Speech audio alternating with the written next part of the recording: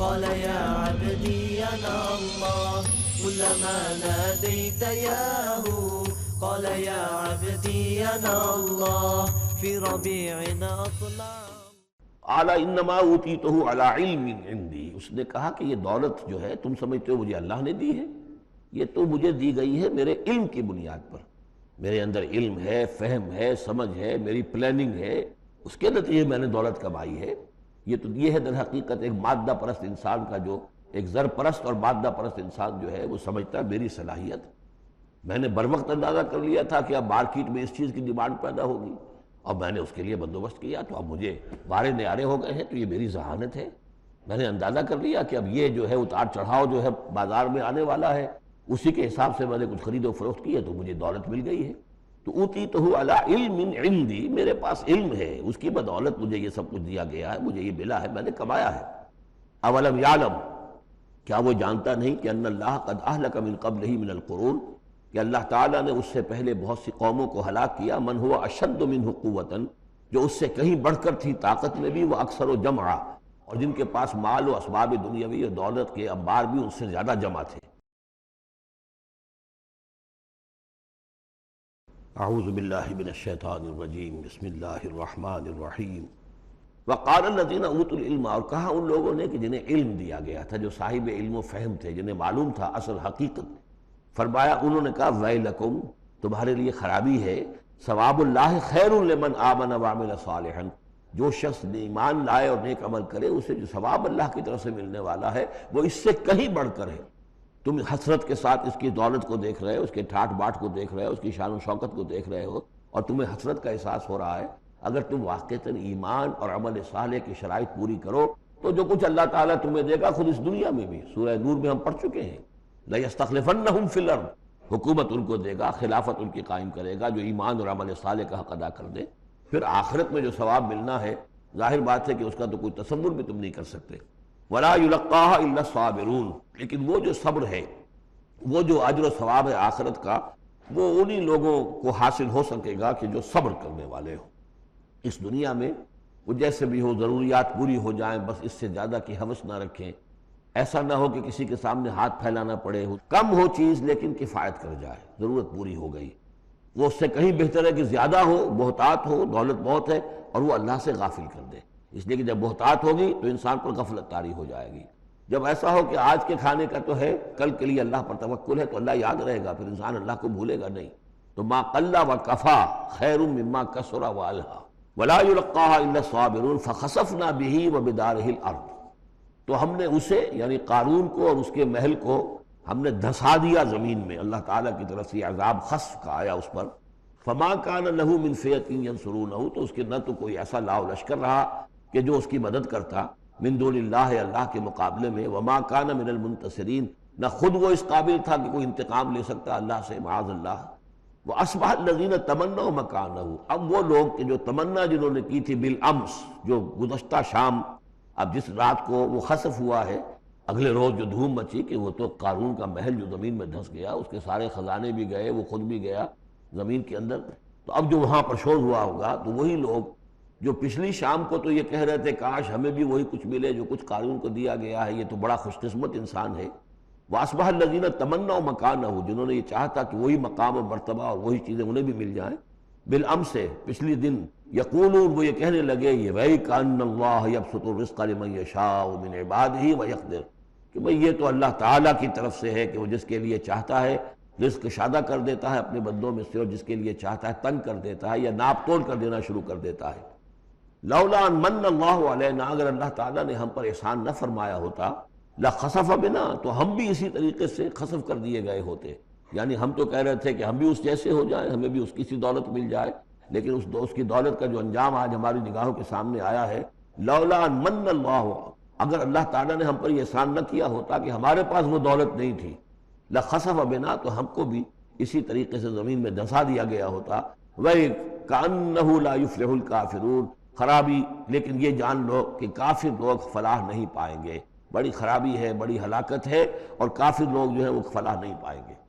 تو یہ کردار ہے قارون کا۔ اب اس صورت کے آخری آیات ہیں، اور میں چونکہ اب ابتدا میں جس قدر اہتمام کے ساتھ یہ جوڑوں کا تعلق بیان کر رہا تھا، کیونکہ میں نے محسوس کیا کہ رفتار تیز ہونی چاہیے، اس میں کچھ کمی کر دی ہے۔ اب یہاں بھی نوٹ کر لیجئے گا کہ یہی سورۃ القصص اور اس سے پہلے سورۃ النمل، ان کے درمیان کیا کیا مشابہتیں ہیں، خاص طور پر اس آخری آیات میں۔ فرمایا تلک الدار الآخرۃ نجعلھا للذین لا یریدون علوا فی الارض ولا فسادا، یہ جو آخرت کا گھر ہے یہ ہم نے ریزرو کیا ہے ان لوگوں کے لیے کہ جو زمین میں اپنی بڑائی، اپنا اقتدار نہیں چاہتے، اپنی بلندی نہیں چاہتے اور نہ فساد چاہتے ہیں۔ وہ اللہ کے دین کی سربلندی کے لیے محنت کر رہے ہیں، اس کے نتیجے میں ہو سکتا ہے کہ اللہ تعالیٰ انہی کو ذمہ داری دے دے حکومت کی، لیکن وہ طالب نہیں ہے حکومت کے، وہ اپنی سربلندی کے طالب نہیں ہے۔ اس سے زمین و آسمان کا فرق ہے کہ ایک ہے کہ آپ کسی نظریے کے لیے کام کر رہے ہیں، اب نظریے میں اگر آپ کی جد و جہد ہے، انقلاب میں آپ کامیاب ہو گئے تو ظاہر بات ہے کہ پھر انقلاب کے بعد ذمہ داری سنبھالنی پڑے گی۔ محمد الرسول اللہ صلی اللہ علیہ وسلم ہی کو مدینے کی اس چھوٹی سی شہری ریاست جو وجود میں آئی تھی، آخر اس کی ذمہ داری سنبھالنی پڑی، حالانکہ آپ خدا نہ خواستہ کوئی اقتدار کے طالب یا اقتدار کے بھوکے تو نہیں ہو سکتے تھے، لیکن یہ ہے کہ طلب جو ہے وہ اللہ جانتا ہے دل میں کس کے طلب ہے۔ اگر کوئی ذاتی طور پر اقتدار کا خواہاں ہے اور چاہتا ہے کہ میرا نام اونچا ہو جائے اور مجھے اختیار مل جائے اور میرا اقتدار ہو، تو وہ شخص اللہ تعالیٰ کے ہاں ڈسکوالیفائی ہو جاتا ہے۔ یہ پھر اللہ کے گھر کے لیے نہیں ہے۔ اللہ کا گھر جو ہے تلک الدار الآخرہ، یہ تو ہم نے رکھا ہوا ہے خاص طور پر مخصوص کر کے، ریزرو کر کے، للذین لا یریدون علوا فی الارض، جو زمین میں اپنے اقتدار کے خواہاں نہیں ہیں، ولا فسادا، نہ زمین میں فساد بچانا چاہتے ہیں، والعاقبۃ للمتقین، اور عاقبت یعنی پچھلا گھر جو ہے، عاقبت کی پچھلی زندگی جو ہے یقیناً یہ اہل تقویٰ کے لیے، اس کی بھلائیاں، اس کے محاسن، اس کا عیش اور آرام وہ اللہ تعالیٰ نے اپنے متقی بندوں کے لیے خاص کیا ہے۔ من جاء بالحسنۃ فلہ خیر منہا، یہ آیت میں آئی ہے سورہ نمل کے بھی آخری حصے میں، جو کوئی شخص کوئی نیکی لے کر آئے گا تو اسے بدلہ ملے گا اس سے بہتر۔ ومن جاء بالسیئۃ، اور جو کوئی بدی لے کر آئے گا فلا یجزی الذین عملوا السیئات الا ما كانوا یعملون، تو وہ لوگ کہ جو ان برائیوں کا ارتکاب کر رہے ہیں انہیں بدلہ نہیں دیا جائے گا مگر وہی جو کچھ کہ وہ کر کے لائے۔ مطلب یہ کہ اللہ تعالیٰ کی طرف سے اضافہ نہیں ہوگا، جتنے جرم کیے ہیں اتنی ہی سزا، لیکن اہل ایمان اور اہل صلاح جو ہیں ان کی نیکیوں میں اللہ تعالیٰ 10 گنا دے، 700 گنا دے، اس سے بھی بڑھا دے، یضاعف لمن یشاء، تو یہ اللہ تعالیٰ کی مرضی ہے، جتنا چاہتا ہے دیتا، خیر منہا، بہرحال جو کچھ کر کے لے جاؤ گے اس سے بہتر ملے گا۔ لا یجزی الذین عملوا السیئات الا ما كانوا یعملون، انہیں وہی کچھ ملے گا جو کچھ کہ وہ عمل کر کے لائے تھے۔ ان الذی فرض علیک القرآن لرادک الی معاد، سورہ نمل میں آیا تھا کہ امرت ان اتلو القرآن، مجھے تو حکم دیا گیا میں قرآن سناتا رہوں، قرآن پڑھ کر تمہارے سامنے میں قرآن کے ذریعے سے انذار اور تبشیر اور قرآن کی تبلیغ اور قرآن کے ذریعے سے تذکیر اور قرآن کے ذریعے سے تمہارے جو نفسیاتی اور روحانی روگ ہیں ان کی شفا کے لیے میں کوشش کرتا رہوں، میرا کام تو یہ ہے۔ ان اتلو القرآن، مجھے حکم دیا گیا میں قرآن کی تلاوت کرتا رہوں، تلاوت پڑھ کر قرآن تمہیں سناتا رہوں۔ اب یہاں اسی کو تعبیر کیا، ان الذی فرض علیک القرآن، اے نبی جس ہستی نے آپ پر اس قرآن کی ذمہ داری ڈال دی ہے، اس کی تبلیغ آپ کے لیے فرض تھی، جیسے کہ ہم سورہ مائدہ میں پڑھا ہے، یا ایھا الرسول بلغ ما انزل الیک من ربک وان لم تفعل فما بلغت رسالتہ، اس قرآن کی تبلیغ کرنا آپ پر فرض ہے۔ اور جیسا کہ میں آپ کو بتا چکا ہوں، پھر آپ نے امت کے حوالے کر دی کہ اب امت کے فرض ہے، فَلْيُبَلِّغِ الشَّاهِدُ الْغَائِبَ، فَلْيُبَلِّغ یہ فعل امر ہے، اب لازم ہے کہ وہ پہنچائیں جو یہاں ہیں ان کو، جو یہاں نہیں ہے۔ اس طریقے سے یوں سمجھیے کہ ایک سلسلہ جو ہے وہ شروع کر دیا گیا۔ لیکن یہاں فرمایا جا رہا ہے اے نبی ان الذی فرض علیک القرآن، جس ہستی نے آپ پر یہ قرآن فرض کیا ہے، جس ہستی نے آپ پر قرآن کی ذمہ داری عائد کی ہے۔ یہی ذمہ داری اصل میں 5 ذمہ داریاں ہیں۔ قرآن پر ایمان جیسا کہ ایمان کا حق ہے، قرآن کی تلاوت جیسے کہ تلاوت کا حق ہے، قرآن کو سمجھنا جیسے کہ سمجھنے کا حق ہے، قرآن پر عمل جیسے کہ عمل کا حق ہے، پھر قرآن کی تبلیغ، قرآن کو عام کرنا۔ ان الذی فرض علیک القرآن رادک الی معاد، وہ یقین آپ کو لوٹا لے جائے گی، وہ ہستی، وہ اللہ جس نے آپ پر یہ قرآن کی ذمہ داری ڈالی ہے، تبلیغ قرآن کا فرض فریضہ آپ کے کاندھوں پر رکھا ہے، وہ یقیناً آپ کو پہنچائے گا بہت اچھی جگہ لوٹنے کی۔ معاد عاد یعود سے اس میں ظرف ہے، لوٹنا، لوٹنے کی جگہ۔ اب معاد سے مراد آخرت عام طور پر ہے، ایمان بالرسالت، ایمان باللہ، ایمان بالمعاد، ایمان بالآخرہ کو ایمان بالمعاد بھی کہا جاتا ہے۔ بہت عمدہ جگہ لوٹانے کی، جس کے لیے یہ بھی کہا گیا عسیٰ ان یبعثک ربک مقاما محمودا، وہاں پر جو آپ کو مقام ملنا ہے مقام محمود، اور جو جنت حضور کی ہوگی جس کا کیا تصور کوئی کر سکتا ہے، تو ادھر اشارہ ہے۔ ان الذی فرض علیک القرآن رادک الی معاد قل ربی اعلم من جاء بالہدی، کہہ دیجئے کہ میرا رب خوب جانتا ہے کہ کون ہدایت لے کر آیا، کون راہ کی سوجھ لے کر آیا، کون ہدایت لے کر آیا، ومن هو فی ضلال مبین، اور کون وہ ہے کہ جو کھلی گمراہی میں پڑا ہوا ہے۔ وما کنت ترجو ان یلقی الیک الکتاب، اور اے نبی آپ کو تو کوئی توقع نہیں تھی کہ آپ کو کتاب دی جائے گی، کتاب القا کی جائے گی۔ یہی بات آئی ہے سورہ نمل کے اندر بھی، وَإِنَّكَ لَتُلَقَّى الْقُرْآنُ مِن لَدُنْ حَكِيمٍ حَلِيمٍ، یہ قرآن تو آپ کو دیا گیا ہے، ایسا نہیں ہے کہ آپ متوقع تھے، آپ چاہتے تھے، آپ کو چلہ کشی کر رہے تھے کہ کوئی مجھے بھی کوئی روحانیت حاصل ہو جائے اور کوئی غیب کی معلومات حاصل کر لوں، معاذ اللہ، آپ کا تو مزاج ہی وہ نہیں تھا۔ ایک بہت ہی یوں سمجھیے شریف انسان اور ایک شریف تاجر، اسی لیے حضور نے فرمایا تاجر الصدوق الامین مع النبیین والصدیقین والشہداء، وہ تاجر کو بالکل سچا ہو، جھوٹ کی آمیزش نہ ہونے دے، اور امین ہو، امانت دار ہو، اس کا رتبہ جو ہے وہ تو انبیاء اور صدیقین اور شہداء کے ساتھ ہے، اس جماعت میں شریک ہوگا وہ۔ تو حضور کی زندگی وہ تھی، لہذا یہاں فرمایا ہے کہ وما کنت ترجو، آپ تو کوئی امیدوار نہیں تھے، نہ آپ کو یہ توقع تھی کہ آپ پر یہ کتاب اتاری جائے گی، الا رحمۃ من ربک، یہ تو اللہ کی رحمت ہوئی ہے، اس کی مہربانی ہے کہ آپ کو اس نے چنا ہے، پسند کیا ہے، اور آپ کو اللہ تعالیٰ نے یہ کتاب عطا فرمائی۔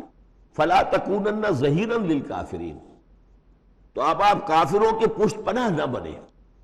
اس میں اشارہ ہو رہا ہے اصل میں، جیسے کہ ہم پڑھ چکے ہیں سورہ نساء کے اندر کہ اے مسلمانوں، گویا کہ یہ بات کہی گئی تھی کہ تم اپنی عصبیت اور قبائلی عصبیت کی وجہ سے، تمہارا ایک شخص ہے منافق ہے، اس نے وہ چوری بھی کی تھی، اب تم اس کی پشت پناہی کر رہے ہو اور سارا کا سارا الزام یہودی پر ڈالنا چاہ رہے ہو، تو یہ عصبیت جاہلیت ہے۔ یہاں ذکر کیا جا رہا ہے فلا تکونن ظہیرا للکافرین۔ اب ظاہر بات ہے کہ حضور جب مکے میں دعوت دے رہے ہیں تو اب رشتے جو ہیں وہ کٹ رہے ہیں، گویا کہ ابو لہب سگا چچا ہے لیکن دشمنی کے انتہا کیے ہوئے ہیں۔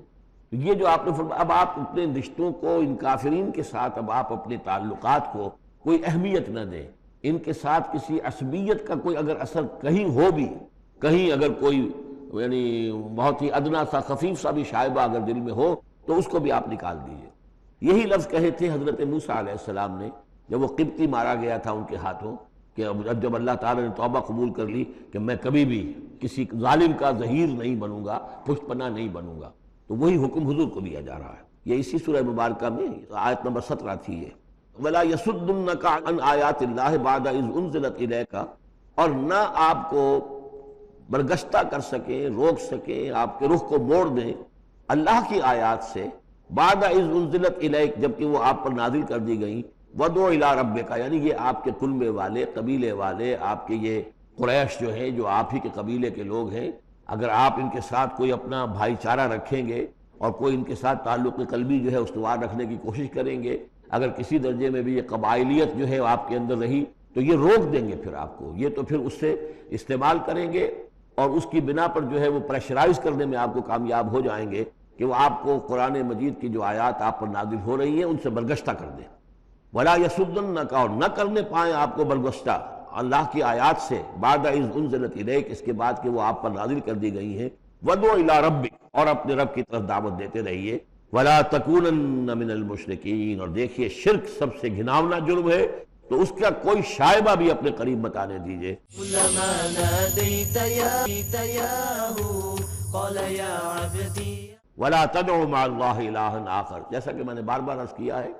اس میں خطاب تو ہوتا ہے بظاہر حضور سے واحد کے صیغے میں، لیکن یہ کہ یہ خطاب صرف حضور سے نہیں ہے بلکہ اصلاً اس کے مخاطب مسلمان ہیں، حضور کے وساطت سے۔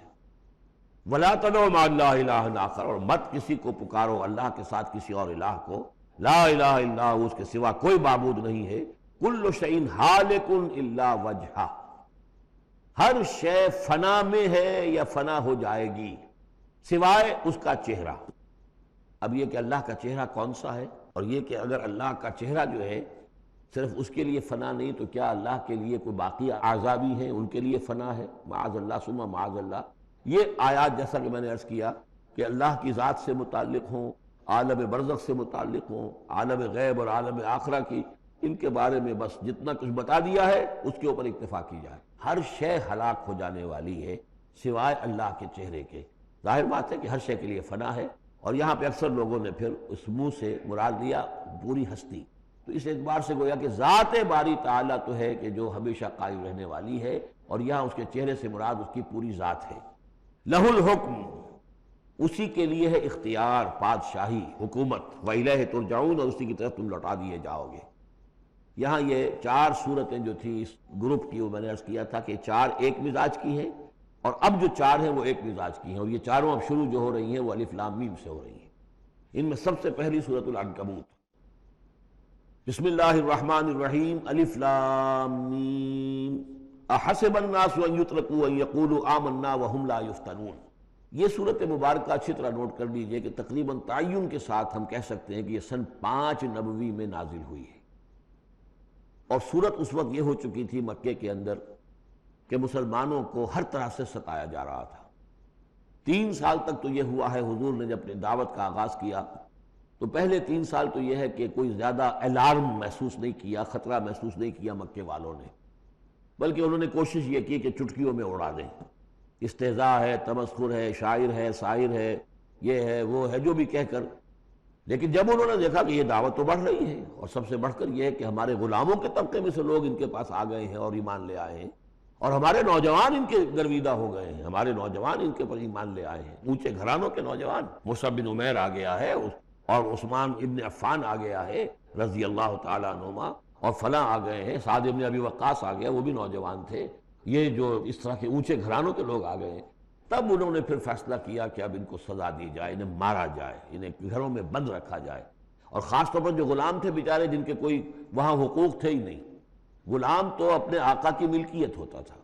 وہ اگر آقا اپنے غلام کو قتل بھی کر دے تو اس پر کوئی جرم نہیں، اس لیے کہ ایسے ہی ہے جیسے کہ آپ کی بکری تھی، جب تک آپ نے چاہا گھر میں اپنے باندھے رکھا، اس کا دودھ پیا، جب آپ نے چاہا اس کو ذبح کیا اور گوشت کھا لیا، تو اس میں آپ کو کون پوچھے گا کہ یہ بکری کیوں ذبح کی تم نے؟ بھائی بکری میری ملکیت تھی۔ اسی طریقے سے غلام کو تو جو چاہے وہ کر سکتے تھے، جس طرح چاہیں ستائیں، ماریں، ہلاک کر دیں، کوئی ان پر مقدمہ قائم نہیں ہو سکتا، ایسا اس لیے کہ وہ اس کی ملکیت تھے۔ تو سب سے زیادہ شدید معاملہ جو ہوا ہے وہ غلاموں کے ساتھ ہوا، حضرت بلال رضی اللہ تعالیٰ عنہ، حضرت ابو فقیر رضی اللہ تعالیٰ عنہ۔ پھر یہ کہ کچھ اور لوگ وہاں پر ایسے تھے جو حلیف کی حیثیت سے رہتے تھے، وہ قرشی نہیں تھے، جیسے یہ آئے تھے جو یاسر رضی اللہ تعالیٰ عنہ، یہ یمن سے آئے تھے، بلکہ ان کے بارے میں یہ معلوم ہوتا ہے کہ انہیں خواب آیا تھا کہ آخری نبی کے ظہور کا وقت ہے، کیونکہ یمن میں عیسائی تھے اور وہاں چرچا موجود تھا ان چیزوں کا۔ اس حوالے سے ان کے علم میں جب یہ بات آئی اور انہیں اندازہ ہوا کہ اس علاقے میں نبی کا ظہور ہونا ہے، تو وہ یہاں آ گئے، اور ابو جہل کا ایک چچا تھا، وہ شریف انسان تھا، اس کا حلیف بن کر اور اس کی زیر کفالت انہوں نے مکے میں رہنا شروع کر دیا، اور اسی کی یہ لونڈی تھی حضرت سمیہ رضی اللہ تعالی عنہ۔ تو جو آقا تھا ابو جہل کا چچا، اس کی اجازت سے حضرت سمیہ سے نکاح کر لیا، اور اللہ نے ان کو بیٹا دیا جس کا نام عمار ہے۔ تو عمار اور ان کے والد یاسر اور والدہ عمار کی اور یاسر کی اہلیہ یہ سمیہ، یہ 3 کا خاندان تھا۔ وہ جو چچا تھا ابو جہل کا، اس کا انتقال ہو گیا، اب گویا کہ اس خاندان کی سربراہی ابو جہل کے ہاتھ میں ہے۔ تو اس نے ان 3 پر جو بھی تشدد کیا ہے سب سے زیادہ، 2 کو تو ٹارچر کے ذریعے سے، اور ٹارچر کے پھر آخری نتیجے میں ان کو دونوں کو شہید کر دیا، حضرت یاسر کو بھی اور حضرت سمیہ کو بھی رضی اللہ تعالیٰ عنہما۔ یہ جو پہلا رکوع ہے سورہ عنکبوت کا، یہ گویا کہ ایک تحریک اور ایک دعوت، اور انقلابی تحریک ہو، انقلابی دعوت ہو، اس میں جو آزمائشیں آتی ہیں، تکلیفیں آتی ہیں، مصائب آتے ہیں، ظاہر بات ہے لوگوں کو قربانیاں دینی پڑیں گی تبھی کوئی کام ہوگا، بغیر اس کے تو نہیں ہوتا۔ الف لام میم، احسب الناس ان یترکوا ان یقولوا آمنا وهم لا یفتنون، کیا لوگوں نے یہ سمجھا تھا کہ وہ چھوڑ دیے جائیں گے صرف یہ کہنے سے کہ ہم ایمان لے آئے، اور انہیں آزمایا نہ جائے گا؟ اب دیکھ رہے ہیں، اب وہی تیکھا انداز ہے، اظہار ناراضگی ہے، اظہار خفگی ہے، اس لیے کہ تم سے پہلے جو کچھ ہوا ہے۔ اب یہ 3 آیتیں میں آپ کو نوٹ کرا چکا ہوں، سورہ بقرہ کی آیت نمبر 214، ام حسبتم ان تدخلوا الجنة ولما يأتكم مثل الذين خلوا من قبلكم مستهم البأساء والضراء وزلزلوا حتى يقول الرسول والذين آمنوا معه متى نصر الله ألا إن نصر الله قريب۔ یہ آیت ہم پڑھ چکے ہیں۔ اسی کی ہم مضمون آیت جو ہے سورہ آل عمران میں آئی ہے، آیت نمبر 142۔ اسی کی ہم مضمون آیت آ چکی ہے سورہ توبہ میں، آیت نمبر 16۔ لیکن یہ کہ یہ مکی قرآن میں یہ آیت ہے، یہ ہے جڑ اور بنیاد، جو ہے کہ اس کا ظہور جو ہو رہا ہے پھر یوں سمجھیے کہ یہ کلی کھلی ہے تو تین اس کی جو پتیاں نمایاں ہوئی ہیں اس آیت کی، وہ سورہ بقرہ، سورہ آل عمران اور سورہ توبہ میں ہے۔ احسب الناس، اور ناس کہا ہے، یہ بھی نہیں کہ اہل ایمان کو یہ غلط فہمی ہو گئی تھی، یہ بھی ایک طرح سے عتاب کا انداز ہے، اللہ تعالیٰ ناراضگی کا اظہار کر رہے ہیں، تم جلدی مچا رہے ہو۔ احسب الناس ان یترکوا ان یقولوا آمنا وهم لا یفتنون، کیا لوگوں نے یہ سمجھا تھا کہ وہ یہ کہنے سے جنت میں داخل ہو جائیں گے، چھوڑ دیے جائیں گے کہ ہم ایمان لے آئے، انہیں آزمایا نہ جائے گا؟ وَلَقَدْ فَتَنَّا الَّذِينَ مِن قَبْلِهِمْ، ہم نے تو جو بھی ان سے پہلے تھے ان کو بھی آزمایا ہے، ہر ایک کو آزمایا، آزمائش کے بغیر ہم نہیں کسی کے ایمان کو تسلیم کرتے۔ فَلَيَعْلَمَنَّ اللَّهُ الَّذِينَ صَدَقُوا وَلَيَعْلَمَنَّ الْكَاذِبِينَ، تو اللہ تعالیٰ تو ظاہر کر کے رہے گا، لفظی ترجمہ تو ہوگا اللہ جان کر رہے گا، لیکن اللہ تعالیٰ کا علم تو قدیم ہے، جو کچھ ان کے دلوں میں اللہ جانتا ہے، لیکن اللہ ظاہر کر دے گا کہ کون کتنے پانی میں ہے، کون منافق ہے، کون ضعیف الایمان ہے، کون قوی الایمان ہے، کون صادق الایمان ہے، کون جو ہے جھوٹ موٹ کا مومن بنا ہوا ہے، کون وہ دودھ پینے والا مجنو ہے اور کون واقعتاً جانثار مجنو ہے، یہ سب کچھ پتہ چلتا ہے آزمائشوں سے۔ اور ہم نے تو آزمایا ہے ان کو بھی جو ان سے پہلے تھے، تو لازماً اللہ واضح کر کے رہے گا، مبرہن کر دے گا ان کو بھی کہ جو سچے ہیں، اور وہ یقیناً واضح کر دے گا، نمایاں کر دے گا ان کو بھی جو جھوٹے ہیں۔ اب اس کے ساتھ ہی دیکھیے اس میں جو عجیب آپ کو بات ملے گی اس رکوع میں، یہ دو آیتیں آئی ہیں، کیونکہ ایک آیت تو حروف مقطعات پر تھی، یہ دو آیتیں آئی ہیں، اس میں تو ڈانٹ، ایک طرح کی ڈانٹ پڑ گئی ہے صحابہ کرام کے اوپر جنہوں نے ذرا سا بھی شکوہ کیا تھا، لیکن اب دو آیتوں میں اس کی دلجوئی ہے ان کی، یعنی یہ کہ ایک طرف ترغیب ہے تو ترغیب بھی ہے، جیسے کوئی شفیق استاد ہوتا ہے کبھی کسی وقت ڈانٹتا بھی ہے، کوئی گھرکی بھی دیتا ہے، کوئی جھڑکی بھی دیتا ہے، کسی وقت مارتا بھی ہے، سزا بھی دیتا ہے، پھر لیکن کسی وقت پھر یہ کہ حوصلہ افزائی بھی کرتا ہے، تھپکی بھی دیتا ہے، پیٹھ پر ہاتھ رکھتا ہے۔ تو اس طریقے سے یہ اللہ تعالیٰ کا معاملہ اپنے بندوں کے ساتھ اسی طرح ہے۔ تو دو آیتیں جو آئی ہیں وہ تو گویا کہ ایک طرح سے سرزنش کی اور اظہار ناراضگی، اظہار خفگی۔ اب دو آیتیں دیکھیے، ام حسب الذین یعملون السیئات ان یسبقونا، کیا سمجھا ہے، گمان کیا ان لوگوں نے جو یہ برے کام کر رہے ہیں، یہ اشارہ ہے ابو جہل جو مار رہا ہے، حضرت یاسر کو مار رہا ہے، حضرت سمیہ کو مار رہا ہے، ٹارچر کر رہا ہے، یا جو بھی امیہ ابن خلف ہے جو حضرت بلال کے ساتھ وہ سختیاں کر رہا ہے، گلے میں رسی ڈال کر، اور جو جانوروں کی لاشیں ہوتی ہیں ان کے طریقے سے گھسیٹا جا رہا ہے مکے کی گلیوں کے اندر، اور بڑی تپتی ہوئی جو ہے گلیاں ہیں اور اوپر سورج آگ برسا رہا ہے، اور سیدھا لٹا دیا گیا ہے انہیں ننگے پیٹھ، اور پھر اوپر ایک بھاری پتھر بھی رکھ دیا گیا۔ لوگ یہ حرکتیں کر رہے ہیں، کیا ان کا یہ گمان ہے کہ وہ ہماری پکڑ سے بچ جائیں گے؟ اب یہ بات ان کی طرف آئی تو گویا کہ اہل ایمان کے لیے ایک دل جوئی اور تشفی، ان کے زخموں پر مرہم رکھا جا رہا ہے، یہ نہ سمجھو کہ یہ بچے رہیں گے، ایک وقت آئے گا۔ چنانچہ خود حضرت بلال رضی اللہ تعالیٰ عنہ نے غزوہ بدر میں امیہ ابن خلف جو ان کا آقا تھا اسے قتل کیا ہے، حالانکہ حضرت عبد الرحمن ابن عوف نے کوشش کی، اس کے ساتھ کچھ ان کے تعلقات تھے پرانے، اس کی بنا پر اس کو بچانے کی کوشش کی کہ تاکہ اسے قید کر لیں، قتل نہ ہونے دیں، قیدی ہو جائے تاکہ پھر یہ کہ وہ فدیہ دے کر چھوٹ سکے، لیکن حضرت بلال کو جو غصہ تھا اس پر، تو پورا غصہ انہوں نے اس وقت اتارا ہے۔ اور یہی بات میں کہا کرتا ہوں کہ جو مکے میں 12 برس کہا گیا کہ ذرا اپنے ہاتھ روکے رکھو، تو نالا ہے بلبل شوریدہ تیرا خام ابھی، اپنے سینے میں اسے اور ذرا تھام ابھی، ایک وقت آئے گا کہ تمہارے ہاتھ کھول دیے جائیں گے، اور وہ ہم سورہ حج میں پڑھ چکے ہیں، اذن للذین یقاتلون بانہم ظلموا، اب تک تمہارے ہاتھ ہم نے باندھے رکھے ہوئے تھے اور اب تمہارے ہاتھ کھولے جا رہے ہیں۔ ام حسب الذین یعملون السیئات ان یسبقونا ساء ما یحکمون، کیا یہ سمجھتے ہیں ابو جہل اور یہ امیہ ابن خلف اور اسی قبیل کے اور لوگ کہ جو یہ حرکتیں کر رہے ہیں ہم نے انہیں چھوٹ دی ہوئی ہے، اس وقت ہمارے ان اہل ایمان بندوں پر جو چاہیں یہ کر لیں، ہمیں کچھ دیر کے لیے ہم نے ان کو آزادی دے رکھی ہے، لیکن بالآخر پکڑیں گے انہیں تو ان بطش ربک لشدید، وہ پکڑ بھی بڑی سخت ہوگی۔ دوسری آیت جو ہے مزید ان کی دلجوئی کے لیے، من کان یرجو لقاء اللہ فإن اجل اللہ لآت، جو کوئی بھی اللہ سے ملاقات کا امیدوار ہے اسے یقین رکھنا چاہیے کہ اللہ کی ملاقات کا وہ معین وقت آ کر رہے گا۔ یعنی اے بلال اور اے ابو فقیہ اور اے خباب، تمہیں کہیں یہ گمان نہ ہو، شیطان یہ وسوسہ نہ کہیں تمہارے دلوں میں ڈالے اور تمہیں پریشان کرے کہ پتہ نہیں آخرت ہونی بھی ہے کہ نہیں ہونی ہے۔ جیسا کہ میں نے عرض کیا تھا کہ دنیا نقد ہے، آخرت ادھار ہے۔ اب آپ نے جان مال تو ساری یہاں دینی ہے، دنیا میں دینی ہے، جنت ملے گی آخرت میں، تو جو شیطان وسوسہ اندازی کرتا ہے نو نقد نہ تیرا ادھار، یہ ادھار کی جو معاملہ ہے، سودا ادھار کی جنت ہے یہ، اور تم دنیا کے اندر اپنا سب کچھ لٹا رہے ہو، تو ایسا نہ ہو، تمہیں یقین رکھنا چاہیے کہ وہ وقت آ کر رہے گا اور اللہ تعالیٰ تمہاری ان تمام ایثار اور قربانی کی جو تم دے رہے ہو اس کے دین کے لیے، اس کی توحید کے لیے، اس کا بھرپور تمہیں صلہ دے گا، وہو السمیع العلیم، وہ سب کچھ سننے والا ہے اور سب کچھ جاننے والا ہے، اس کی نگاہ سے کوئی چیز پوشیدہ نہیں ہے۔ كلما نادوا قال يا عبدي ومن جاہد فإنما یجاہد النفس۔ اب پھر ایک ذرا تھوڑے سے سرزنش کی آیت بھی آ گئی، دو آئی تھی سرزنش کے انداز میں، دو دلجوئی کے انداز میں، اب پھر ایک پھر سرزنش کا انداز ہے، وہ کیا ہے؟ ومن جاہد فإنما یجاہد لنفسہ۔ دیکھو اگر تم کوئی قربانیاں دے رہے ہو، تکلیف اٹھا رہے ہو، ایثار کر رہے ہو، تو جو بھی جہاد کر رہا ہے وہ اپنے لیے کر رہا ہے، وہ ہمارے اوپر احسان نہ سمجھے۔ اللہ تعالیٰ کی شان اس سے بہت اونچی ہے، یہ ہم سورہ حجرات میں جا کر پڑھیں گے، یمنون علیک ان اسلموا قل لا تمنوا علی اسلامکم بل اللہ یمن علیکم ان ہداکم للایمان۔ تم اگر اللہ کے لیے، اللہ کے دین کے لیے کچھ کرتے ہو تو نہ احسان سمجھو اللہ پر اور نہ احسان سمجھو اللہ کے رسول پر۔ اللہ کا احسان ہے کہ اس نے تمہیں قبول کر لیا ہے اور تمہیں یہ ساری کام کرنے کی توفیق وہ دے رہا ہے، یہ احسان مانو۔ تو اللہ تعالیٰ کا احسان مانو اور یہ نہ سمجھو کہ تم اللہ پر کوئی احسان کر رہے ہو۔ ومن جاہد فإنما یجاہد لنفسہ۔ اب دیکھ رہے ہیں کہ کس قدر متعلق یہ چیزیں ہیں، انسانی احساسات ہوتے ہیں، اس طرح کے خیالات آتے ہیں۔ ان اللہ لغنی عن العالمین، اللہ تعالیٰ تو تمام جہانوں سے غنی ہے، اسے کسی کی احتیاج نہیں ہے۔ والذین آمنوا وعملوا الصالحات، اب ایک آیت آ رہی پھر دلجوئی والی،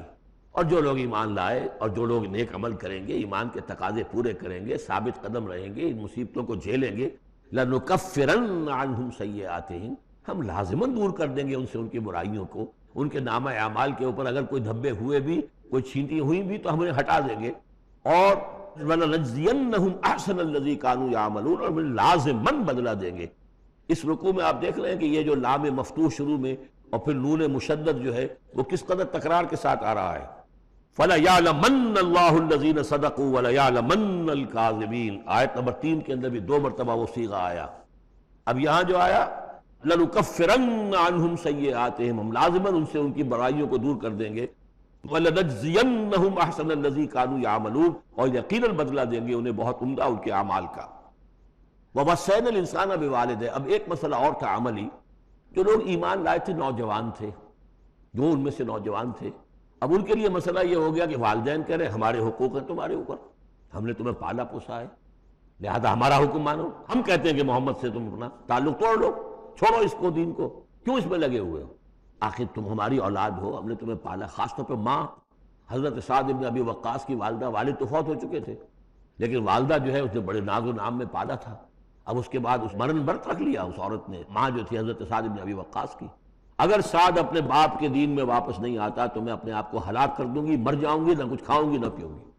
اب دیکھیے اس سلیم الفطرت نوجوان جو ایمان لایا ہے محمد صلی اللہ علیہ وسلم، بہرحال وہ ایک شریف انسان ہے، نوجوان ہے، ماں کی یہ حالت دیکھ رہا ہے تو کتنے بڑے امتحان سے دوچار ہو گیا۔ تو مسئلہ پیدا ہوا کہ معاملات میں کیا کیا جائے۔ ایک والدین کے جو احسانات ہیں وہ اپنی جگہ ہیں، والدین کا کے ساتھ حسن سلوک خود قرآن مجید میں 4 جگہ میں نوٹ کر آیا ہوں، اللہ کے حق کے فوراً بعد والدین کا حق ہے۔ تو اب عملی سوال یہ ہے کہ جہاں یہ دونوں حق ٹکرا جائیں، والدین جو ہے شرک کا حکم دے رہے ہیں، والدین دین کے خلاف حکم دے رہے ہو، تو کیا کریں؟ فرمایا وَوَصَّيْنَا الْإِنسَانَ بِوَالِدَيْهِ، ہم نے وصیت کی ہے انسان کو اس کے والدین کے بارے میں، حسن سلوک کی وصیت ہم نے کی ہے، بار بار کی ہے۔ وَإِن جَاهَدَاكَ لِتُشْرِكَ بِمَا لَيْسَ لَكَ بِهِ عِلْمٌ، لیکن اگر وہ تم پر دباؤ ڈالیں، تم سے جہاد کریں۔ اب دیکھیے جہاد کا لفظ یہاں مشرک والدین کے لیے آ رہا ہے، جہاد جد و جہد کرنا، کوشش کرنا، دباؤ ڈالنا۔ وَإِن جَاهَدَاكَ لِتُشْرِكَ بِمَا لَيْسَ لَكَ بِهِ عِلْمٌ، کہ میرے ساتھ تم شرک کرو اور شریک ٹھہراؤ ایسی چیزوں کو جس کے لیے تمہارے پاس کوئی علم نہیں، فَلَا تُطِعْهُمَا، تو ان کا کہنا نہ مانو۔ گویا کہ یہاں وہ اپنی لمٹ سے ایکسیڈ کر رہے ہیں۔ اب والدین کے حقوق ہیں لیکن اللہ کے حقوق کے بعد، اللہ کے حقوق سے پہلے نہیں، اللہ کا حق فائت ہے، لہذا اس معاملے میں اللہ کا دین ہے، اللہ کا حکم وہ مقدم رہے گا، والدین کا حکم دوسرے نمبر پر ہوگا۔ ہاں یہ ہے کہ ایک بندہ جو ہے، ایک نوجوان، وہ یہ ضرور کرے کہ ڈانٹ کر نہ بات کرے، ڈپٹ کر بات نہ کرے، سینہ تان کر نہ کرے، اس طرح کرے جیسے کہ حضرت ابراہیم یا ابتے یا ابتے یا ابتے، وہ ابا جان، امی جان، آپ دیکھیے میرے لیے مجبوری ہے، میں نہیں کر سکتا ہوں، آپ اس معاملے کے اندر مجھ پر جو ہے وہ دباؤ نہ ڈالیں، نرمی کے ساتھ ان میں جس طریقے سے بھی ہو، لیکن یہ ہے کہ ماننا نہیں ہے۔ یہ بات اور مزید کھل کر آئے گی سورہ لقمان میں۔ وَإِن جَاهَدَاكَ لِتُشْرِكَ بِمَا لَيْسَ لَكَ بِهِ عِلْمٌ فَلَا تُطِعْهُمَا، تو ان دونوں کا کہنا مت مان۔ إِلَيَّ مَرْجِعُكُمْ، میری ہی طرف تمہیں لوٹ کر آنا ہے، فَأُنَبِّئُكُم بِمَا كُنتُمْ تَعْمَلُونَ، اور پھر میں تمہیں بتا دوں گا، جتلا دوں گا جو کچھ کہ تم کرتے رہے تھے۔ اب یہاں بھی ایک مسئلہ پیدا ہوتا ہے کہ یہ لوگ اپنے گھر والوں سے کٹ رہے ہیں، والدین سے کٹ رہے ہیں، بھائی سے جدا ہو رہے ہیں۔ اب یہ عتبہ ابن ربیعہ جو بہت بڑا سردار تھا، ان کے بڑے بیٹے جو ہے حذیفہ ابن عتبہ، وہ ایمان لے آئے، اور چھوٹا بھائی وہ تھا کہ جو میدان میں گیا، میدان جنگ میں باپ کے ساتھ غزوہ بدر میں، پہلے جو 3 واصل جہنم وہ بھی تھا، ولید بن عتبہ غالباً نام تھا اس کا۔ تو بھائی بھائی سے جدا ہو رہا ہے، رشتہ داروں سے اب کٹ گئے ہیں، والدین سے گھر نکال دیے گئے ہیں، ان کے دل زخمی ہیں۔ ان زخمی دلوں پہ مرہم کیا رکھا جا رہا ہے؟ وہ یہ ہے کہ تم صرف کٹے ہی نہیں ہو، جڑے بھی تو ہو۔ اب تم محمد سے جڑ گئے ہو، اب تم ابو بکر سے جڑ گئے ہو۔ یہ جو اہل ایمان کا طبقہ ہے، اب ایک نئی برادری وجود میں آ رہی ہے، یہ تمہارے اصل بھائی ہیں، یہ تمہارے جو دین کے اندر بھائی ہیں، جو نظریاتی بھائی ہیں، جو ہم مقصد بھائی ہیں، یہ ہے تمہارے اصل اب عزیز۔ تو اللہ تعالیٰ نے اگرچہ تمہیں کٹنے کا بھی حکم دے دیا ہے، لیکن یہ کہ اس نے تمہارے لیے ایک رفاقت فراہم کی ہے۔ والذین آمنوا وعملوا الصالحات لندخلنہم فی الصالحین، اور یقیناً وہ لوگ جو ایمان لائے اور نیک عمل کرے انہیں داخل کریں گے صالحین میں۔ اور یہ داخلہ دنیا میں بھی ہو گیا، محمد رسول اللہ نے انہیں چھاتی سے لگایا، سینے سے لگایا، اور جیسا کہ 2 دفعہ ہم پڑھ چکے ہیں، حضور کو اللہ تعالیٰ حکم دے رہا ہے کہ آپ ان کے سامنے ذرا اپنے کندھے تواضع، آپ اے محمد آپ تواضع اختیار کیجئے، ان کے سامنے اپنے کندھے جھکائیے۔ وَاخْفِضْ جَنَاحَكَ لِلْمُؤْمِنِينَ اور وَاخْفِضْ جَنَاحَكَ لِمَنِ اتَّبَعَكَ مِنَ الْمُؤْمِنِينَ 2 دفعہ آ چکا، سورہ ہجر میں آ چکا، سورہ طٰہٰ میں آ چکا۔ تو گویا کہ یہ اللہ تعالیٰ نے اپنا احسان بتایا، اور پھر آخرت میں اولئک مع الذین انعم اللہ علیہم من النبیین والصدیقین والشہداء والصالحین، ان کی رفاقت حاصل ہوگی۔ اب ایک اور بڑا مسئلہ آ رہا ہے، وَمِنَ النَّاسِ مَن يَقُولُ آمَنَّا بِاللَّهِ، لوگوں میں سے کچھ ایسے بھی ہیں جو کہتے ہیں ہم ایمان لے آئے اللہ پر، اور لاتے بھی ہیں خلوص کے ساتھ، اخلاص کے ساتھ، کوئی جھوٹ نہیں، کوئی فریب نہیں۔ ظاہر بات ہے کہ مکے میں کوئی فریب کے لیے کوئی ایمان لانے والا نہیں تھا، وہ تو حالات ایسے پیدا ہوئے مدینے میں آ کر کہ جہاں ایمان کا اعلان فریب کے تحت بھی ہونے لگا۔ لیکن یہ کہ مکے میں تو ظاہر بات ہے جو ایمان لایا اس کو مار پڑنی شروع ہو گئی، تو اس میں خامخواہ کہے کے لیے کوئی شخص جو ہے وہ جھوٹ موٹ کا ایمان کائے کو لائے گا۔ لیکن یہ ضرور ہوتا ہے کہ کچھ لوگ کم ہمت ہوتے ہیں، جیسا کہ میں بارہا آپ سے عرض کر چکا ہوں، کچھ لوگ باہمت ہوتے ہیں، کچھ کم ہمت ہوتے ہیں۔ باہمت وہ ہے کہ جو ایمان لائے اب ہر چہ باد آباد، حد جو ہو سو ہو، ماں کشتی درا بنداختے، جان جاتی ہے جائے کوئی بات نہیں، جو ہو سو ہو۔ کچھ لوگ ہوتے ہیں جن میں اتنی ہمت نہیں ہوتی، گھبرا اٹھتے ہیں۔ اب ان کو بتایا جا رہا ہے کہ دیکھو اگر تم نے استقامت کا ثبوت اپنا دیا تو اس کا نتیجہ کیا نکلے گا، تمہارا کیا انجام ہوگا۔ اب وہ ذرا ہے کہ اس میں ان کے لیے پھر تحدید ہے۔ وَمِنَ النَّاسِ، لوگوں میں سے کچھ ایسے بھی ہیں جو کہتے ہیں مَن يَقُولُ آمَنَّا بِاللَّهِ، ہم اللہ پر ایمان لائے، فَإِذَا أُوذِيَ فِي اللَّهِ، جب اللہ کی راہ میں اللہ کی توحید کو ماننے کی وجہ سے ان کو ایذا پہنچائی جاتی ہے، پرسیکیوٹ کیا جاتا ہے، انہیں ٹارچر کیا جاتا ہے، جعل فتنۃ الناس کعذاب اللہ، تو وہ لوگوں کی طرف سے ڈالی ہوئی فتنے کو، آزمائش کو ایسے اس سے گھبرا اٹھتے ہیں جیسے اللہ کے عذاب سے گھبرانا چاہیے۔ کم ہمتی ہے۔ وَلَئِن جَاءَ نَصْرٌ مِّن رَّبِّكَ، اور اے نبی اگر آپ کے رب کی طرف سے مدد آ جائے، صورتحال تبدیل ہو جائے، فتح آپ کو مل جائے، حالات اچھے ہو جائیں، لَيَقُولُنَّ إِنَّا كُنَّا مَعَكُمْ، اس وقت پھر یہ کہیں گے کہ ہم بھی تو آپ کے ساتھ ہی تھے۔ یہ کردار پہلے بھی آ چکا، سورہ بقرہ میں آ چکا، سورہ حج میں آ چکا۔ وَمِنَ النَّاسِ مَن يَعْبُدُ اللَّهَ عَلَى حَرْفٍ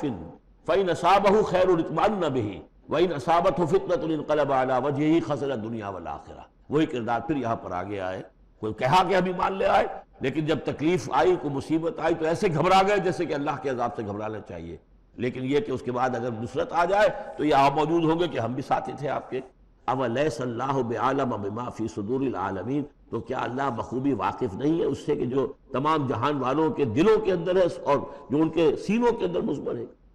وَلَيَعْلَمَنَّ اللَّهُ الَّذِينَ آمَنُوا وَلَيَعْلَمَنَّ الْمُنَافِقِينَ، اور یقیناً اللہ ظاہر کر کے رہے گا سچے اہل ایمان کو، اور ظاہر کر کے رہے گا منافقین کو۔ گویا کہ یہ شکل جو ہے یوں سمجھیے یہ وہ روگ ہے کہ یہ اگر بڑھ گیا، تم نے ابھی نپ دی ایول ان دی بڈ، ابھی فوری طور پر اس کی اصلاح کر لو، فوری طور پر علاج کر لو۔ ابھی ٹی بی کا تمہیں انفیکشن ہوئی ہے، فرسٹ سٹیج میں ہے، علاج کر لو۔ لیکن اگر کہیں تم نے اس وقت پرواہ نہ کی اس کی اور یہ مرض بڑھ گیا تو یہ منافقت تک لے جائے گا تمہیں، اللہ تعالیٰ پھر کھول دے گا کہ یہ منافقت ہے۔ تو یہ ہے اصل میں پورے مکی قرآن میں یہ ایک جگہ ہے جہاں لفظ منافقین آیا ہے، باقی کردار آیا ہے سورہ حج کے اندر بھی، لیکن وہاں لفظ منافق نہیں ہے۔ وَمِنَ النَّاسِ مَن يَعْبُدُ اللَّهَ عَلَى حَرْفٍ فَإِنْ أَصَابَهُ خَيْرٌ اطْمَأَنَّ بِهِ وَإِنْ أَصَابَتْهُ فِتْنَةٌ انقلب عَلَى وَجْهِهِ خَسِرَ الدُّنْيَا وَالْآخِرَةَ، لیکن یہاں کھول دیا گیا یہ کردار کس کا ہے، یہ تو پھر منافقت سے۔ وَلَيَعْلَمَنَّ اللَّهُ الَّذِينَ آمَنُوا وَلَيَعْلَمَنَّ الْمُنَافِقِينَ۔ اب ایک اور تیسرا پرابلم ہے، یہ 3 پرابلم یہاں پر ٹیکل کیے گئے ہیں۔ وہ نوجوان جن کے والدین ان کے اوپر دباؤ ڈال رہے تھے، یا وہ کم ہمت لوگ جو ان ایذاؤں سے گھبرا رہے تھے، اور تیسرا یہ ہے کہ کچھ بزرگ لوگ بڑے مخلصانہ انداز میں آ کر کہتے ہیں نوجوانوں سے، کہاں کیریئر برباد کر رہے ہو، اچھے بھلے تعلیم حاصل کر رہے تھے، تم کس کام میں پڑ گئے ہو؟ اب تمہاری تعلیم اس درجے کی نہیں رہی ہے، تمہارا کاروبار اچھا جا رہا تھا، کیریئر تھا، تمہارا پروفیشن بہت چمک رہا تھا، اور تم اس کام میں پڑ گئے ہو۔ دیکھو یہ تو ایک شخص نے تمہیں ورغلا دیا، دیکھو ہمارے راستے پر چلو، راستہ صحیح یہی ہے، ہم آخر بوڑھے لوگ ہیں، ہمارا تجربہ ہے، ہم نے اپنے بال دھوپ میں سفید نہیں کیے ہیں، ہم تمہیں اپنے تجربے کی وجہ سے کہہ رہے ہیں کہ ہمارے راستے ہی پر چلتے رہو، اور کوئی اس کے اندر نقصان نہیں ہوگا، کوئی اللہ کے ہاں پکڑ نہیں ہوگی، اور اچھا اگر اللہ کے ہاں پکڑ ہوئی تو تمہاری طرف سے ہم جواب دہ ہیں، تمہارے گناہوں کا بوجھ ہم اٹھا لیں گے۔ اب یہ گویا کہ نہایت ناصحانہ انداز، مخلصانہ انداز، بزرگانہ انداز، اس میں یہ بات کہی جاتی تھی۔ اب اس میں کیا کریں؟ اس کا جواب دیا گیا، وَقَالَ الَّذِينَ كَفَرُوا لِلَّذِينَ آمَنُوا اتَّبِعُوا سَبِيلَنَا، اور کہتے ہیں یہ کافر ان سے کہ جو ایمان لے آئے، ہمارے ہی راستے کی پیروی کرو، چلے آؤ انہی راستوں پر، وَلْنَحْمِلْ خَطَايَاكُمْ، ہم اٹھا لیں گے تمہاری خطاؤں کو، یعنی تمہاری خطاؤں کا بوجھ، تمہارے گناہوں کی سزا ہم بھگت لیں گے۔ وَمَا هُمْ بِحَامِلِينَ مِنْ خَطَايَاهُمْ مِنْ شَيْءٍ، اور نہیں ہیں وہ ان کی خطاؤں میں سے اٹھانے والے کچھ بھی، إِنَّهُمْ لَكَاذِبُونَ، وہ جھوٹ بول رہے ہیں۔ وَلَا يَحْمِلُنَّ أَثْقَالَهُمْ وَأَثْقَالًا مَعَ أَثْقَالِهِمْ، البتہ وہ اٹھائیں گے لازماً، پھر دیکھیے وہ لَيَعْلَمَنَّ اللَّهُ الَّذِينَ آمَنُوا وَلَيَعْلَمَنَّ الْمُنَافِقِينَ، اور یہاں پھر وہ لفظ آیا وَلَا يَحْمِلُنَّ أَثْقَالَهُمْ، وہ لازماً اٹھائیں گے اپنے بوجھ بھی، اور جو گمراہ کرنے کی کوشش کر رہے ہیں اس کی وجہ سے اپنے بوجھوں میں اضافہ کر رہے ہیں، وہ مزید بوجھ ہوں گے۔ لیکن اے نوجوانوں، اگر تم نے ان کی بات مان لی تو تمہارے بوجھ جو ہے وہ نہیں رہ سکیں گے، وہ تمہیں کو اٹھانے پڑیں گے۔ وَلَا يُسْأَلُنَّ يَوْمَ الْقِيَامَةِ عَمَّا كَانُوا يَفْتَرُونَ، اور ان سے لازماً باس پرس ہوگی قیامت کے دن جو افتراء وہ کرتے رہے تھے، جو جھوٹ انہیں گھڑا تھا کہ ہم تمہارے بوجھ اٹھا لیں گے، جبکہ لا تزر وازرۃ وزر اخری، قیامت میں کوئی نہیں ہے جان جو کسی دوسرے کا بوجھ اٹھا لے۔ یہ 13 آیات، بلکہ یہ کہ اگر حروف مقطعات نکال دے تو 12 آیات، یہ میں سمجھتا ہوں کہ کسی بھی انقلابی اسلامی تحریک کے کارکن کے لیے یہ حرز جان بننے والی آیات، کہ یہ معلوم ہے کہ اس کے ذہن میں، اس کے شعور میں پیوست ہو جائیں، جیسے کہ پتھر پر کھود دیا جائے اس طرح نقش ہو جائیں۔ كلما ناديت ياه قال يا عبدي۔ وَلَقَدْ أَرْسَلْنَا نُوحًا إِلَىٰ قَوْمِهِ فَلَبِثَ فِيهِمْ أَلْفَ سَنَةٍ إِلَّا 50 عَامًا فَأَخَذَهُمُ الطُّوفَانُ وَهُمْ ظَالِمُونَ۔ وَلَقَدْ أَرْسَلْنَا نُوحًا إِلَىٰ قَوْمِهِ، اور ہم نے بھیجا تھا نوح کو اس کی قوم کی طرف، فَلَبِثَ فِيهِمْ أَلْفَ سَنَةٍ إِلَّا 50 عَامًا، تو رہا ان کے مابین وہ 1000 برس سے صرف 50 برس کم، 950 برس۔ حضرت نوح کا ذکر کتنی مرتبہ آ چکا ہے، لیکن یہ بات پہلے کبھی نہیں کہی گئی، یہاں کیوں کہی گئی؟ کہ اے مسلمانوں، تم ابھی پریشان ہو گئے ہو، ابھی اس کے امتحان اور بھی ہیں۔ اور جیسے کہ سورہ انعام میں آیا تھا، اے نبی اگر آپ کو یہ جھٹلا رہے ہیں وَإِن يُكَذِّبُوكَ فَقَدْ كُذِّبَ رُسُلٌ مِّن قَبْلِكَ، تو آپ سے پہلے ہمارے رسول تھے، انہوں نے صبر کیا۔ ذرا یاد کیجئے کہ ہمارے بندے نوح نے علیہ الصلوۃ والسلام 950 برس تک صبر کیا۔ تو اے مسلمانوں تم سوچو، تم ابھی سے گھبرا گئے ہو؟ یہ موج پریشاں خاطر کو پیغام لبے ساحل نے دیا ہے، دور وصال بحر کبھی تو موجوں میں گھبرا بھی گئی۔ فَأَخَذَهُمُ الطُّوفَانُ وَهُمْ ظَالِمُونَ، تو اس کی قوم کو، حضرت نوح کی قوم کو آ پکڑا طوفان نے، اور وہ ظالم تھے، گناہگار تھے۔ فَأَنجَيْنَاهُ وَأَصْحَابَ السَّفِينَةِ، تو ہم نے بچا لیا اس کو، یعنی حضرت نوح کو اور کشتی والوں کو۔ وَجَعَلْنَاهَا آیَةً لِّلْعَالَمِينَ، اور اسے ہم نے بنا دیا تمام جہانوں کے لیے، تمام جہان والوں کے لیے ایک نشانی۔ وَإِبْرَاهِيمَ، اور ہم نے بھیجا ابراہیم کو، اذ قال لقومہ، جب کہ اس نے کہا اپنی قوم سے، اعبدوا اللہ واتقوہ، اللہ کی بندگی اختیار کرو اور اس کا تقوی اختیار کرو۔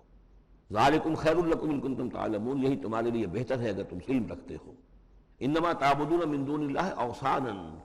یہ جن کو تم پوج رہے ہو اللہ کو چھوڑ کر، یہ تو صرف کوئی بت ہیں، ان کے تھان ہیں جو تم نے بنا لیے ہیں۔ وتخلقون افکا، اور تم نے جھوٹ موٹ گھڑا ہوا ہے، یہ اس کی کوئی بنیاد نہیں، کوئی سند نہیں، نہ عقل میں اور نہ ہی کسی اللہ کی اتاری ہوئی کتاب میں۔ ان الذین تعبدون من دون اللہ لا یملکون لکم رزقا، یہ لوگ جنہیں تم پوجتے ہو اللہ کے سوا، وہ تمہیں رزق نہیں دینے کا اختیار رکھتے۔ فابتغوا عند اللہ الرزق، تو رزق تلاش کرو اللہ کے پاس، اللہ سے مانگو رزق، اللہ سے اپنی مشکل کشائی کی درخواست کرو، اللہ سے اپنی حاجت روائی کے لیے دعا کرو۔ وَاعْبُدُوهُ، اور اس کی بندگی کرو، وَاشْكُرُوا لَهُ، اور اس کا شکر ادا کرو، الیہ ترجعون، یقیناً اسی کی طرف تم لوٹا دیے جاؤ گے۔ اب یہ ذکر حضرت ابراہیم کا طویل جو ہے ایک جملہ معترضہ آ رہا ہے کہ رخ موڑ دیا گیا ہے اس وقت جو کشاکش ہو رہی تھی حضور کے اور مشرکین مکہ کے درمیان، اب ذکر اس کا ہو رہا ہے۔ وَإِن تُكَذِّبُوا، گویا کہ اب خطاب ہو رہا ہے اہل مکہ سے، اور اگر تم جھٹلا رہے ہو فقد کذب امم من قبلکم، تو دیکھو تم سے پہلے بہت سی قوموں نے جھٹلایا. وما علی الرسول الا البلاغ المبین، اور ہمارے رسول پر محمد پر صلی اللہ علیہ وسلم کوئی ذمہ داری نہیں ہے سوائے واضح طور پر اور صاف صاف پہنچا دینے کے.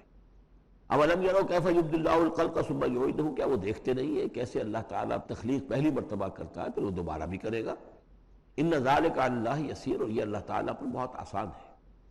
قل سیروا فی الارض فانظروا، اور تو ان سے کہیے کہ ذرا گھومو پھرو زمین میں اور دیکھو کیف بدا الخلق، کیسے اللہ تعالیٰ پہلے تخلیق کیا ہے اس نے خلق کو. ثم اللہ ینشئ النشأۃ الآخرہ، پھر اللہ اٹھائے گا یا اٹھاتا ہے.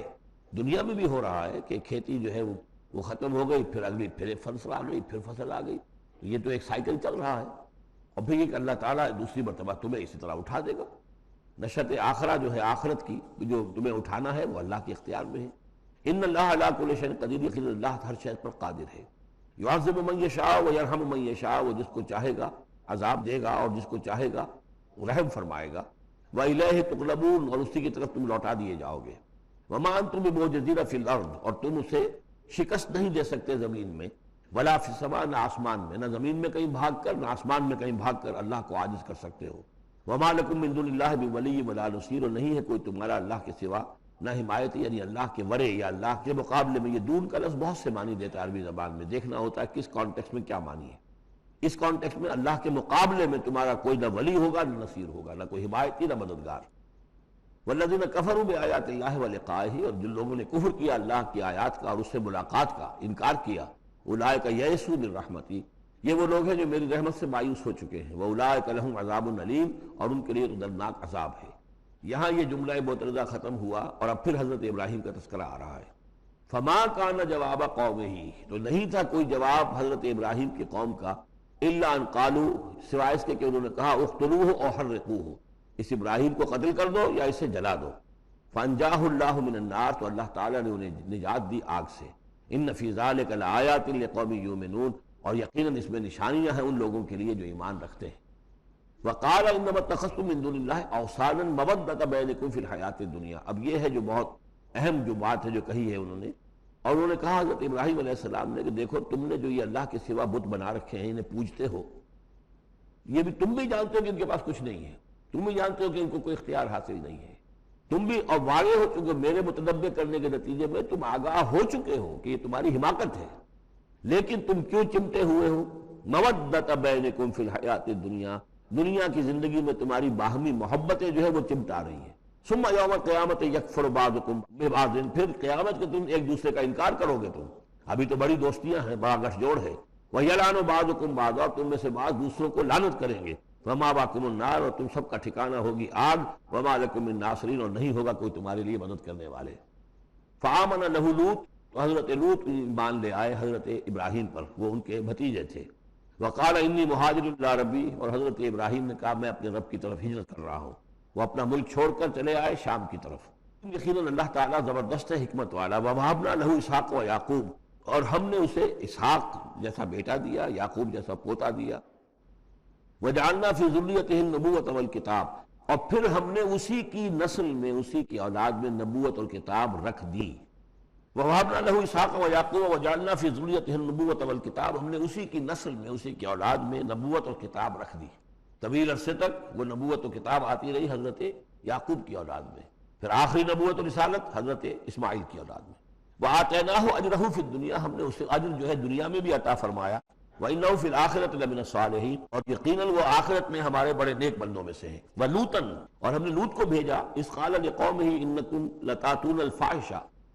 جب انہوں نے کہا اپنی قوم سے، یہ جو قوم کہا گیا مجازن، حقیقتاً وہ قوم ان کی نہیں تھی. حضرت لوط جو ہے تو بھیجے گئے ہیں ان شہروں کی طرف، یہی ایک استثناء ہے، ورنہ ہر قوم کی طرف رسول اسی میں سے بھیجا گیا.